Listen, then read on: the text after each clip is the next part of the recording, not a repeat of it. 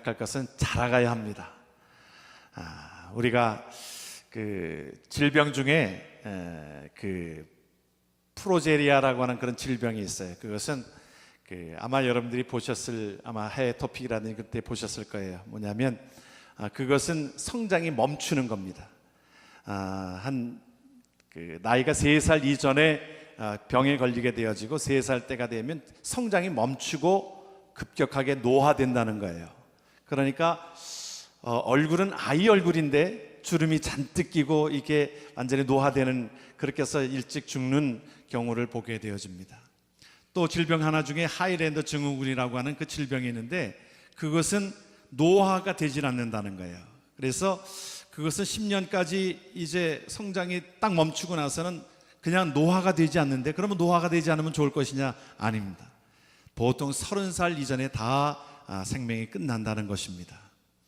우리가 여러분들이 나이를 다 보면 이제 나이마다 잘 자라게 되어지는 것이, 이것이 참 복입니다. 우리의 육신은 그렇습니다. 우리가 마리아 우리 헌신 예배를 드릴 때 아이들이 엄마들 이제 여기서 찬양을 하니까 그냥 돌보는 이가 없으니까 그냥 막 이 위로 막 올라와 오더라고요. 그래서 그래도 그 아이 4살 때 5살 때는 그게 정상입니다.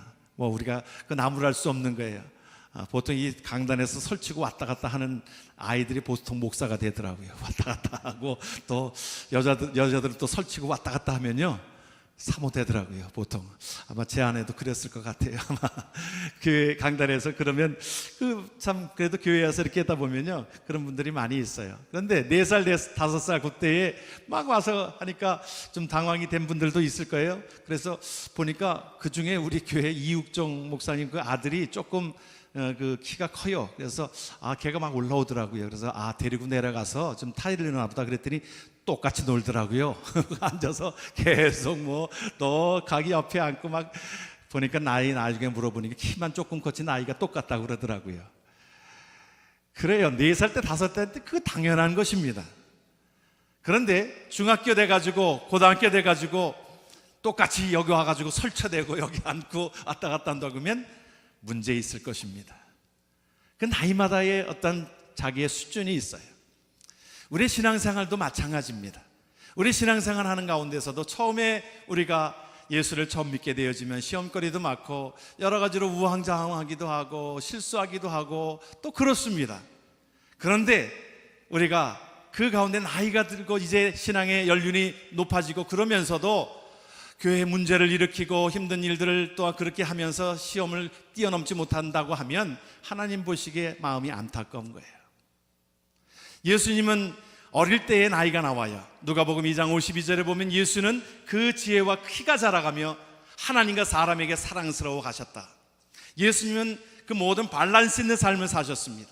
정신적인 것이나 육체적인 것이나 영적인 것이나 사회적인 것이나 이 모든 것이 밸런스 있게 삶을 사셨어요. 우리가 하나님 앞에 여러분들의 신앙이 성장되어지는 것이 당연합니다. 우리의 몸이 자라나야 되는 것처럼 우리의 신앙이 자라나야 하는 것입니다. 그러기 위하여 오늘 우리에게 주시는 말씀들을 함께 나누기를 원하는데, 우리가 신앙이 자라기 위해서 첫 번째로 오늘 우리에게 말씀해 주고 있는 골레셋 교회는 당시에 많은 다른 이단적인 사상들이 들어와 가지고 교인들을 흔들어 놓습니다. 사람들에게 여러 가지로 많은 그 이단적인 사상들이 들어와 가지고 예수 안에서 붙어 있지 못하도록 합니다. 오늘 우리에게 골로새 교회에 하나님의 말씀이 임하면서 우리에게 말씀해 주는 것은 자라나야 되는데 어떻게 자라나가야 되는가? 우리가 그 뿌리를, 예수 안에 뿌리를 박아야 한다고 말씀하고 있습니다. 예수 안에 뿌리를 굳게 박아야 합니다. 우리의 신앙생활이 많이 시간이 지나갔어도 내가 예수의 구원받은 그 확신과 예수 안에 붙어있는 것이 없으면 이것은 마치 뿌리가 없는 것과 같습니다. 캐나다의 그 나이아가라 쪽에는 무엇으로 유명하냐면 그 아이스 와인이 유명해요. 그래서 그 캐나다에서 나오는 아이스 와인은 아주 단맛이 엄청나게 당도가 세서 그 아이스 와인이 아주 유명하고 비쌉니다. 아주 최고품으로 치지요. 그런데 그 포도나무를 가만히 보면 포도나무가 겨울 되면요, 겨울에 뭐 볼품 없습니다. 쓸모가 없어요. 뭐 저거 어떻게 쓰나 아마 그럴 것입니다. 그런데 이 캐나다는 그 아이스 와인이 왜 유명하냐면, 이제 그 싹이 나고 봄이 돼서 그 모든 것이 이제 가을이 되면 포도가 아주 탐스럽게 열립니다. 그런데 그것을 그대로 두게 되어지면 이제 겨울이 돼서 갑자기 추워지는 거예요. 날씨가 갑자기 추워지고 12월 달 되면 갑자기 추워지면서 이제 그 포도가 얼지 않으려고, 자체적으로 얼지 않으려고 밑에서부터 그 뿌리로서부터 그 당분을 쫙 끌어올립니다. 그러니까 이것이 당도가 엄청 세지는 거예요. 그때에 이제 밤에 그것을 다 수확을 해가지고 그것을 와인으로 만들어요. 그래서 캐나다의 나이아가라에 있는 아이스 와인이 아주 유명한데요, 포도나무를 보면 여러분들이 요한복음 15장에서도 그렇게 말씀하고 있지요. 너희는 가지라고, 주님은 포도나무라고, 내 안에 거하라고 말씀합니다. 뿌리를 예수 안에 우리의 삶이 들어가 있을 때에 우리의 삶은 어떤 것에도 때로는 볼품이 없을 수도 있어요. 여러분, 우리 여기에 참 아름다운 꽃을 이렇게 만들어 놨습니다. 매주일 우리 권사님이 이 아름다운 꽃을 이렇게 참 꽃꽂이를 해놓는데 너무 아름답지요? 그런데 이제 이틀 3일이 지나가면 이 꽃은 시들어 버려요. 별 일 없어요. 그래서 어떻게 하면 이거 처분할까 버리게 되어집니다. 그런데 때로는 볼품이 없는 포도나무, 겨울에는 볼품이 없는 포도나무일지 몰라도, 다른 사람들에게 그렇게 눈에 들지 않는 그것일지 몰라도 그것은 뿌리가 깊이 박혀 있기 때문에 어떤 영하의 날씨에도 견디게 되어집니다. 뿌리를 깊이 박게 되어지니까 어떤 시험에도 견디게 되어져서 결국에는 그 뿌리에서 결국에는 그 생명력이 탄생이 되어지고, 이제 가을이 되면 그 포도의 모든 것들이 주렁주렁 아름답게 열려지게 되는 것입니다. 저와 여러분들의 인생도 마찬가지입니다. 때로는 이렇게 화려하지 못할 수도 있어요. 다른 사람들이 이것을 또한 화려함을 볼 때에 나는 그 화려함도 없는데, 때로는 내가 보잘것없는데, 나는 아무것도 없는데, 다른 사람들과 견주어 볼 때에 나는 학식도 없고 배운 것도 없고 또한 돈을 지은 것도 없고 자식도 그 제대로 되지 않고, 그러하지만 우리는 예수 안에 뿌리를 깊이 박고 예수 안에 들어있을 때 겉으로 보기엔 별볼일 없는 것처럼 보여지지만 하나님께서 그 모든 것들을 결실을 맺게 하시고 많은 것들 속에 열매를 맺게 하시는 하나님의 은혜가 저와 여러분들 속에 있는 줄을 믿습니다. 이것이 우리의 삶에 생명력 있는 거예요. 생명입니다. 우리가 요한복음 15장에 내 안에 거하라고 얘기했을 때에 내 안이라고 하는 것은 어떤 의미를 가지고 있습니까? 우리가 내 몸에 지니고 있는 우리 지갑이라든지, 내 몸에 지니고 있는 열쇠, 내 몸에 지니고 있는 볼펜, 내 몸에 지니고 있는 여러 가지의 그런 것을 의미하고 있지 않아요. 인크라이스트라고 하는 것은 엄마가 아이를 잉태했습니다. 그러면 태아로부터 연결되어지는 모든 것이, 이 태아는 엄마가 먹는 대로 이 탯줄을 통하여 공급이 되어지고 자라나게 되어지는 것처럼 저와 여러분들의 삶이 예수 안에 붙어 있는 것이 우리의 삶을 더욱더 하나님 앞에 아름다운 열매로 맺혀지게 하는 줄을 믿습니다. 이것이 하나님께서 우리에게 자라감에 대한 첫 번째 원칙이에요. 여러분들이 아마 보신 분도 계시지만 치킨 숲 for the soul이라고 하는 그런 책자가, 그 영혼에 도움을 주는 치킨 숲이라고 하는 것이 한국말로도 많이 번역이 되어져서 나와 있고 책자가 많이 나와 있어요. 그 중에 한 부분을 제가 보았습니다. 어느 주지사가 자기가 성공한 이야기를 쓰고 있는 그 부분들 속에 어느 주지사에게 기자가 가서 그를 인터뷰하기 위해서 갔습니다. 물론 이제 주지사의 모든 직임을 다 내려놓고 은퇴한 뒤입니다. 이제 편안한 모습으로 그를 기자가 인터뷰하러 갔습니다. 어떻게 이렇게 주지사까지 이렇게 훌륭한 일들을 감당하면서 살아왔는가요? 그 얘기를 쭉 하는 과정에 자기가 어려운 얘기를 합니다. 자기는 미혼모에서 태어났다는 거예요. 아버지가 누군지 모르는 가운데서 자기가 태어났다는 것입니다. 그때만 해도 한 그 지역에 그 미혼모로 태어났다는 것 때문에 사람들에게 손가락질을 받고, 저 집은 미혼모의 가정이라고, 아비도 없는 곳에서 태어난 자라고 손가락질 하면서 그 손가락질을 받으면서 살아왔는데, 그가 교회에 나가기 시작하면서 그때에 새로운 목사님이 그곳에 오셨다는 거예요. 새로운 목사님이 오셔서 은혜를 많이 받고 있는데 차마 사람들을 만나기를 주저하고, 그래서 일찍이 예배가 다 이 축도까지 끝나기 전에 이제 나가곤 했었는데, 목사님이 보니까 은혜를 받고 있는 거, 한 12살짜리가 앉아가지고 은혜를 받고 있는 거예요. 목사는 은혜 받는지 아니면 그냥 저를 쳐다보고 있으면서도 딴 생각했는지 대충 압니다, 여러분. 예? 대충 여러분들이 오래 보면 저를 똑바로 쳐다보면서도 딴 생각, 집에 뭐 혹시 그 다리미 빼놓고 끼워놓고 가스불 해놓고 하는가, 여러 가지 염려하는 거 대충 압니다, 여러분. 근데 은혜를 받는 거예요. 그래서 몇 번 지나다가 그 아이를 나중에 좀 불렀습니다. 나이 이제 끝나고 나서 이 아이를 불렀어요. 많은 교인들은 그가 혼자 애비 없는 그곳에서 살아온 그 호르몬이 거기서 자라난 아이라는 것을 알고 있었기 때문에, 근데 그 목사님을 모르고 있었어요. 그래서 새로운 목사님이, 얘야 이리 오렴, 너 아버지 뭐 하는 사람이니? 그러니까 갑자기 분위기가 썰렁해지는 것입니다. 목사님 저거 건들면 안 되는데 저기 또 아버지 얘기를 해가지고 또 분위기가 이상하게 됐네. 그 목사님은 또 이렇게 영역이 없으면 눈치가 빠릅니다. 또 목사님 눈치가 딱 빨라가지고 그 목사님이, 그래, 네 아버지 그 쭈삣쭈삣 하고 있으니까 너 아버지가 하늘에 계신 하나님 아버지가 네 아버지구나. 뭐 그냥 한 얘기지요. 그런데 그 말이 그에게는 새로운 도전이 되어졌어요. 그렇구나, 내가 육신의 아버지는 내가 누군지도 모르고 내가 그렇게 손가락질을 받으면서 살아왔지만, 그러나 그렇구나, 하나님 아버지가 내 아버지가 되시는구나. 그의 삶이 바뀌기 시작합니다.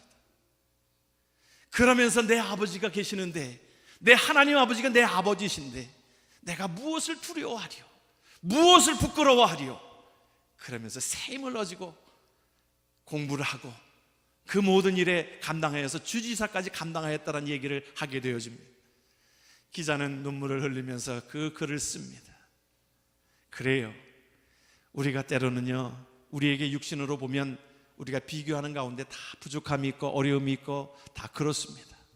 그러나 저와 여러분들 속에 내가 성공한 삶이라고 하는 것은, 내가 예수 안에 뿌리를 깊이 받고 예수 안에 구원의 확신과 하나님의 나라의 확신이 있다고 하면 그 삶은 성공적인 삶이 되는 줄을 믿습니다. 믿으면 아멘 하십시다. 그렇잖아요. 우리의 모든 것은 다 떠나갈 것입니다. 다 앙상한 가지처럼 겨울에 그렇게 보일지라도, 그러나 그 안에는 무엇이 있어요? 예수 그리스도의 생명이 있습니다. 우리가 때로는 보잘것없어도 우리 안에는 예수 그리스도의 생명이 있습니다. 그러므로 사망의 음침한 골짜기를 다닐지라도 해를 두려워하지 않을 것은 무엇입니까? 여러분 같이 한번 하세요. 주께서 함께 하심이라 믿으면 아멘 하십시다. 그래요. 지난 주간에도 어느 가정을, 암에 걸린 한 가정을 신방하면서 그의 얼굴이 그렇게 해같이 빛나는 것을 보면서 어려움 속에서도 하나님이 나를 지키시고 계시고 함께 하시는 것을 느낄 때에 그의 삶이 편안해지는 것을 체험하였노라고. 그렇습니다. 우리의 삶이 때로는 다 어렵지요, 힘들지요. 그러나 내 안에 그리스도께서 계신 것을 확인하면, 내 안에 하나님이 계시는 것을 확인하면, 그 뿌리가 예수께 붙어있는 것을 확인하면 우리는 가만히 있어도 열매를 맺히게 되어지고, 주렁주렁 아름다운 열매가 때가 되면 그 열매가 맺혀지는 줄을 믿습니다. 이 꽃은 아무리 시간이 지나도 열매를 맺히지 못합니다. 그러나 별일 없어도, 그러나 그 뿌리가 하나님 앞에, 예수 그리스도 앞에 뿌리가 있는 것은 그곳에서 새싹이 나오고 그곳에서 새로운 생명이 나오고 아름다운 열매가 맺혀지는 줄을 믿습니다. 하나님 앞에 예수의 뿌리를 굳게 받는 귀한 자들 되길 주의 이름으로 축원합니다. 그럴 때에 오늘 우리에게 자라가는 것은 그곳에 뿌리를 받고 우리가 어떻게 하라고요? 믿음에 굳게 서라고 말씀합니다. 믿음이라고 하는 것은 우리가 결단입니다. 믿음에 굳게 서야 합니다. 우리가 어떠한 일에 살아가는 인생 가운데서 우리에게 때로는 시험이 많이 와요. 난관이 많이 붙이게 됩니다. 우리가 에스겔서 47장에 보게 되어지면 성전에서 흘러내려오는 물이 이제 발목을 적시고 무릎을 적시고 또한 그 허리까지 차게 되어지는 그 생수의 강이 흘러내려오게 되어지는데, 우리가 그것을 어떻게 경험하냐면, 우리가 이제 믿음이라고 하는 것이 자라가야 되는데 때로는 발목까지 적실 때가 있습니다. 처음에 나오게 되어지면 우리가 때로는 처음에 나오면 기도할 줄도 모르고 어떻게 할 줄도 모르잖아요. 우리가 어느 분은 나와서 기도하는데 보니까 갑자기 기도를 시켰는데 어떻게 하면 그 끝이 나는데 그거를 모르는 거예요. 어떻게 예수 그리스도 이름으로 기도합니다, 그렇게 해야 끝이 나잖아요. 그런데 그거를 모르는 거예요. 갑자기 시켜놔가지고 한참 뭐 이렇게 저렇게 행설설해도 끝이 안 나는 겁니다. 사람들이 아멘하야 끝이 나잖아요. 그래가지고 하도 화가 나가지고 그냥 이상 끝 그랬다는 거예요. 잘 모를 새가 있어요. 그러다가 이제 기도에 하나님 앞에 그 기도로 만나는 그 참 재미를 붙이게 되어지고, 그래서 기도가 처음에는 5분 하다가 이제 1시간, 2시간으로 늘어나게 되어지고, 또 이제 허리까지 찬다는 단계는 이제 하나님의 일들을 기쁨으로 감당하고. 여러분, 교회 일은요 그렇게 기쁨으로 하나님 앞에 헌신하는 겁니다. 내가 억지로 헌신하지 마십시오. 말이 이상하죠? 여러분, 억지로 하나님의 일을 하지 마십시오. 내가 은혜 받은 대로 일을 하는 겁니다. 그러면 시험도 없어요. 그런데 내가 억지로 하면요, 나는 일하는데 누구는 쉬고 있으면 심통이 나는 거예요. 그것입니다. 하나님 앞에 기쁨으로 감당해야 되는데 우리의 믿음에는요 이 모든 단계들이 있는데 그 과정들을 잘 겪어야 되고 그것을 결단해야 됩니다. 그러기 위해서는요 우리가 하나님의 말씀을 잘 먹어야 합니다. 하나님의 말씀을 듣고 그것을 아멘하고 결단해야 되는 거예요. 여러분, 신앙을 점검할 때 여러분들이 우리 육신의 세계도 그렇습니다. 내가 병이 걸렸느냐 안 걸렸느냐를 확인해 보는 가장 기준점 중에 하나는요, 우리가 제일 병에 걸리면 입맛이 없어져요. 저는 이 식당에 가면요, 그 식당에서 메뉴가 있잖아요. 그거 보면 다 먹고 싶어요. 근데 어떤 사람은 한참 메뉴 드지닥 하다가 뭐라 그래요? 먹을 게 없네 그래. 그거는 음식이 문제가 아니라요, 식당이 문제가 아니라 그 사람 입이 문제입니다. 예? 난 그 사람 보면 제일 미워해. 식당 가서 한참 드시다가 먹을 게 없네. 그냥 저는 먹을 게 너무 많아가지고 이것도 먹으면 좋겠고 저것도 먹으면 좋겠고, 제일 걱정되는 게 여러분들이 목사님 뭐 좋아하세요? 그러면 대답을 지키 할 말이 없어요. 다 좋아하니까. 그래서 제일 좋아하는 게 뷔페 가면 온갖 게 있으니까 뷔페 가는 게 제일 좋습니다. 근데 입맛을 잃게 되니까요, 수술을 한번 한 적이 있는데 입맛을 딱 오는 현상이 입맛이 없어요. 아무리 맛있는 거를 갖다 놔도 입맛이 없어요. 뭐 한번 제가 수술한 적이 있는데 그러니까 뭐 교인들이 뭘 사가지고 오잖아요. 그때는 먹는 거 사가는 게 아닙니다. 옆에서 제 아내가 다 챙겨 먹습니다. 저는 입맛이 없어가지고 먹지는 못하는데 옆에 사람만 도움 주지요, 근적으로 그 환자는 먹지를 못합니다. 그런데 그 입맛이 이제 돌아나면서 먹는 얘기하면 제가 침이 이렇게 돕니다. 근데 이 먹는 이 일이 회복이 되어지면요, 첫 번째 오는 것이 제가 고기를 좋아하니까 고기 먹고 싶다 그런 생각이 드는 거예요. 그때 한 1주 2주 지나니까 갈비 생각이 절절로 나는 거예요.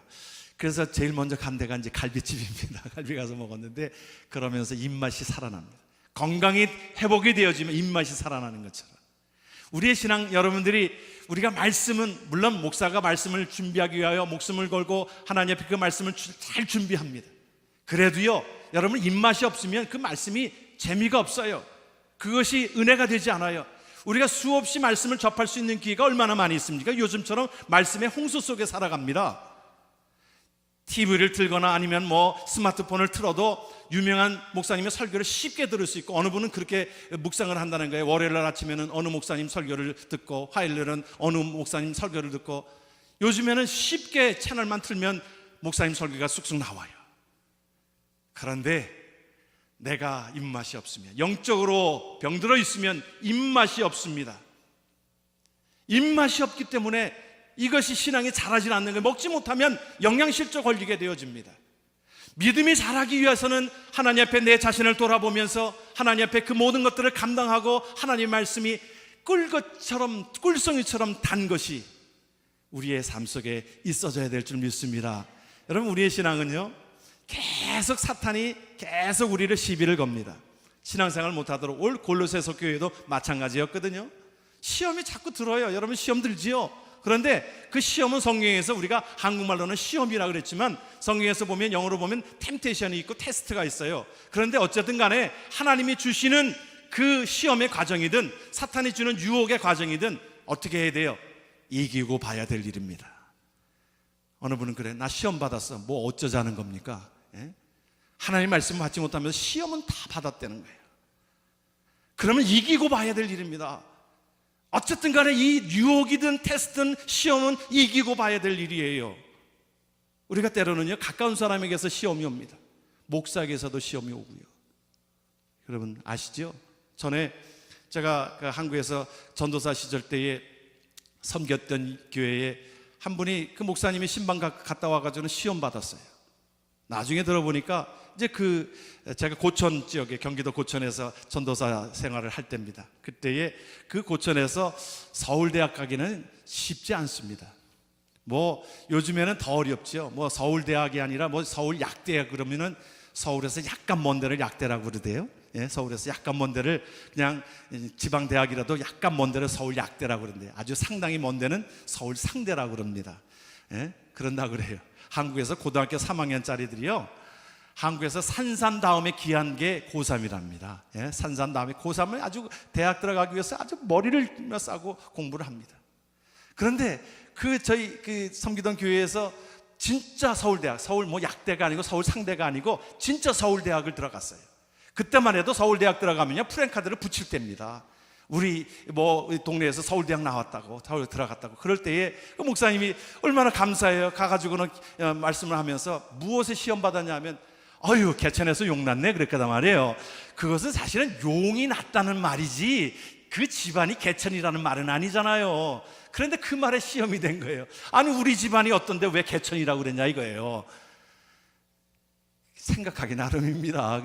용된 것에 대한 얘기를 하고 있는데 거기에 그 말을 조심해야 되는데, 사실은 그 말에 딱 시험이 돼가지고 이제 저런 목사님한테 신앙생활 못하겠다는 거예요.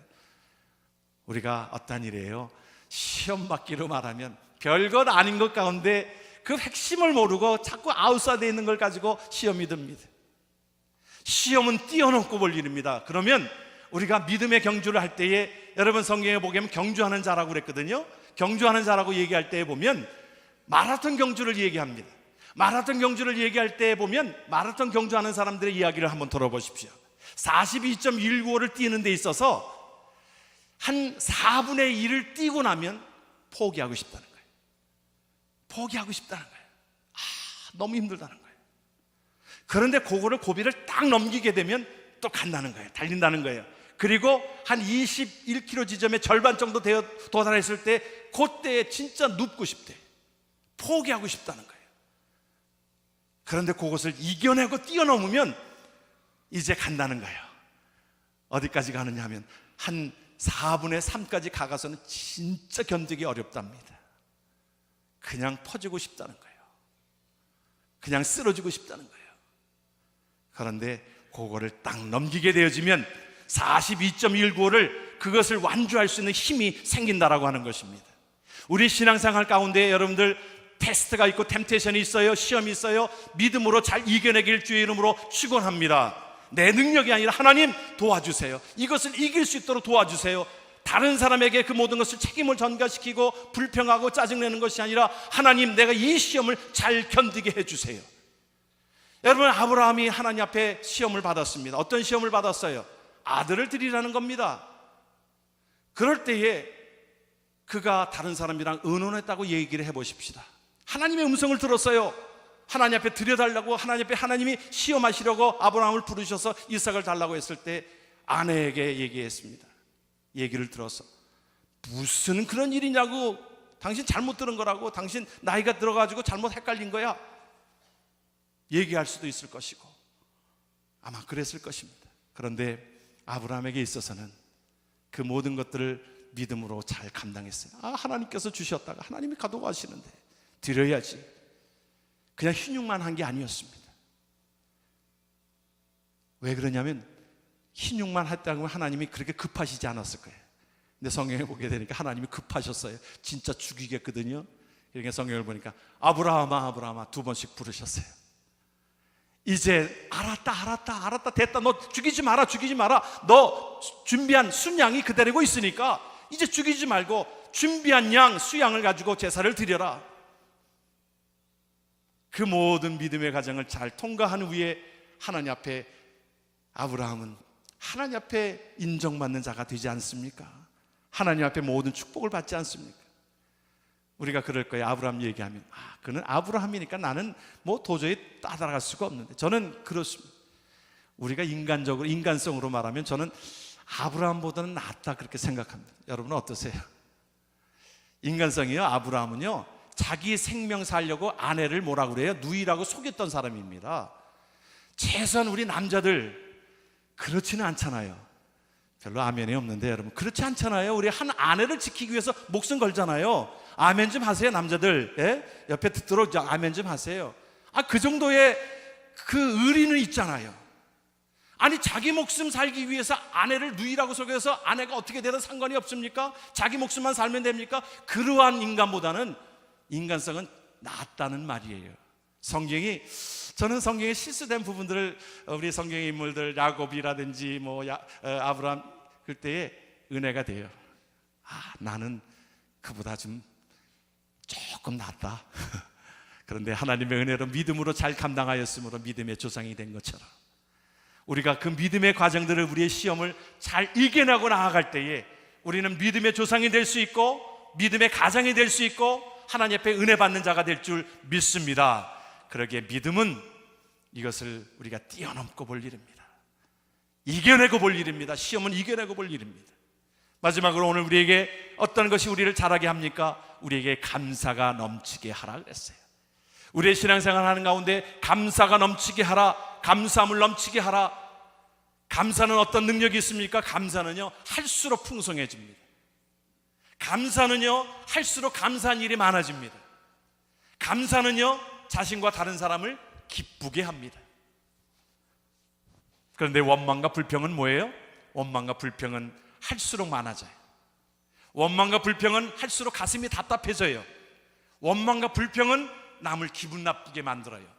원망과 불평은 할수록 일이 꼬입니다. 아셔야 합니다. 제가 LA에 와서 지금 한 6개월 정도 지나고 있죠. 예수 믿고 LA에 사는 사람들은요 불평하면 죄라고 생각해요. 여러분, 이 참 천국보다 하나 못한 게 이 LA 같아요. 하나. 천국 훨씬 낫지만 이렇게 좋은 데가 있는 줄은 몰랐어요.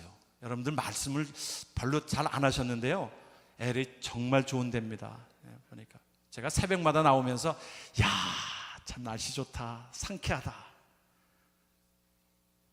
하나님의 나라의 백성이고 우리가 LA에 살고 있는 저와 여러분들은요, 여러분 부족함이 없는 곳에 살고 있습니다.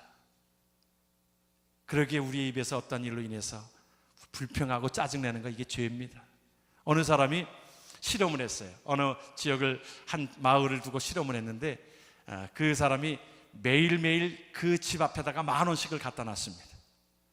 그러니까 아침에 나와보니까 10,000원이 있는 거예요. 그래서 이상하다 이렇게 보니까 받은 거예요. 그 이튿날도 보니까 아침에 나와보니까 10,000원이 또 있는 거예요. 이건 어떤 분이 이렇게 고맙구나, 누군지 좀 알고 싶다. 한 일주일이 지난 뒤에도 역시 그러니까 이제 나와서 기다려지는 겁니다. 누군가 하고 어느 청년이 나와가지고 10,000원씩을 누구 가는 거예요. 청년 고맙습니다. 고마워요. 다른 사람들 이곳저곳 써서 보니까 고마워요. 저렇게 고마운 청년이 있네, 고맙네. 한 2주일이 지나갔습니다.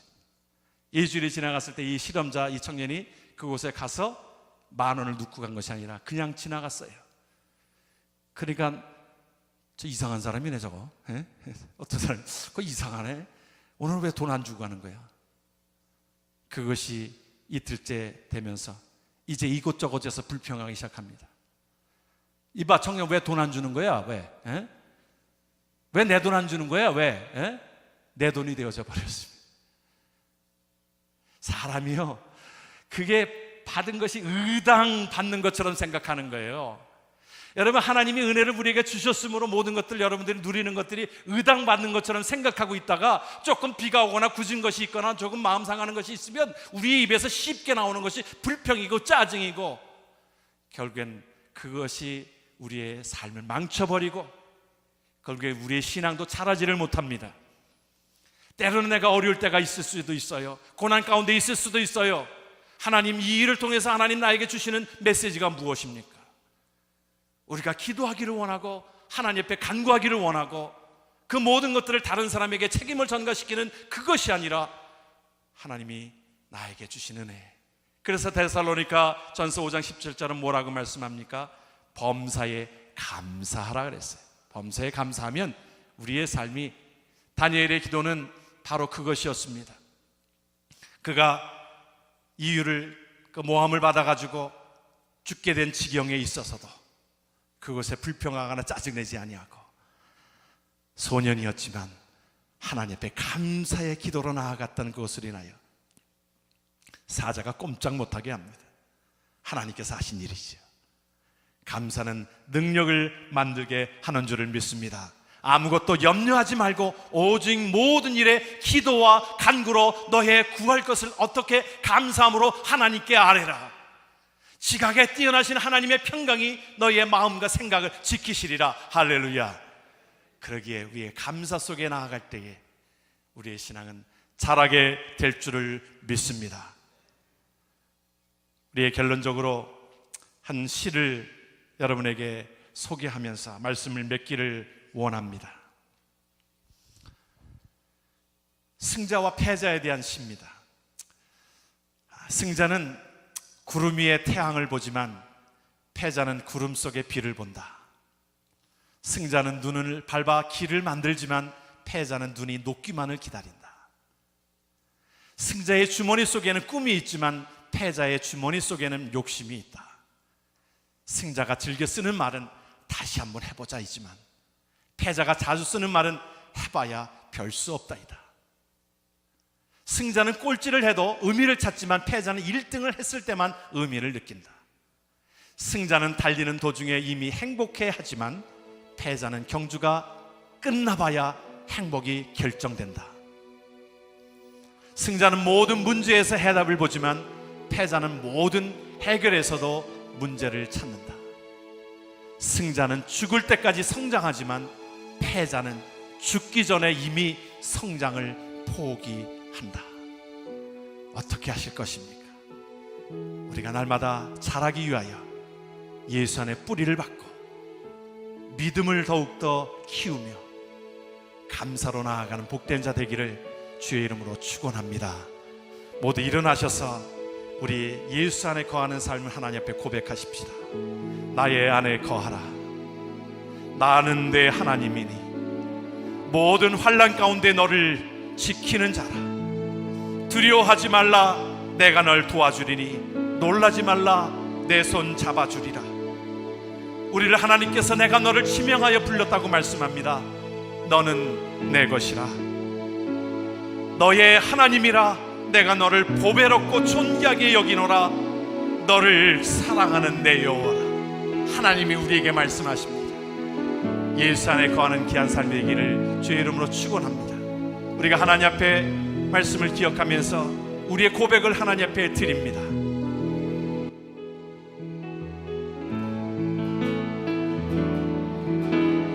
나의 안에 거하라. 나는 내 하나님이니 모든 환난 가운데 너를 지키는 자라. 두려워하지 말라. 내가 널 도와주리. 놀라지 말라. 놀라지 말라. 내 손 잡아주리라. 내가 너를 지명하여 불렀나니. 내가 너를 지명하여 불렀나니. 너는 내 그렇습니다. 너는 내 것이다. 너의 하나님이라. 너의 하나님이라. 내가 너를 보배롭고 존귀하게 여기. 너를 사랑하는 내 여호와라. 너를 사랑하는 내 여호와라. 우리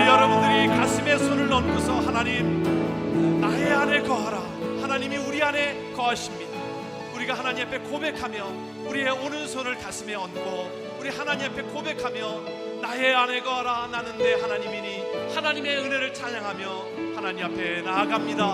하나님 앞에 고백합니다. 내 안에 거하라 나는 내 하나님 모든 환난 가운데 모든 환난 가운데 너를 지키는 자라 두려워하지 말라 내가 널 도와주 놀라지 말라 놀라지 말라 내 손 잡아주리라 내가 너를 지명하여 불러나 너는 내 것이라 내 것이라 내 것이라 너의 하나님이라 너의 하나님이라 내가 너를 보배롭고 존귀하게 여기노라 너를 사랑하는 내 영 나의 안에 거하라 아멘. 나의 안에 거하라 나는 내 하나님 모든 환난 모든 환난 가운데 너를 지키는 자라 너를 지키는 그렇습니다 주님. 두려워하지 말라 내가 널 도와주 놀라지 말라 놀라지 말라 내 손 잡아주리라 그렇습니다. 지명하여 우리를 불렀습니다. 내가 너를 지명하여 불렀나니 너는 내 것이라 너의 하나님이라 내 것이라 너의 하나님이라 내가 너를 보배롭고 존귀하게 여기노라 너를 사랑하는 내 여호와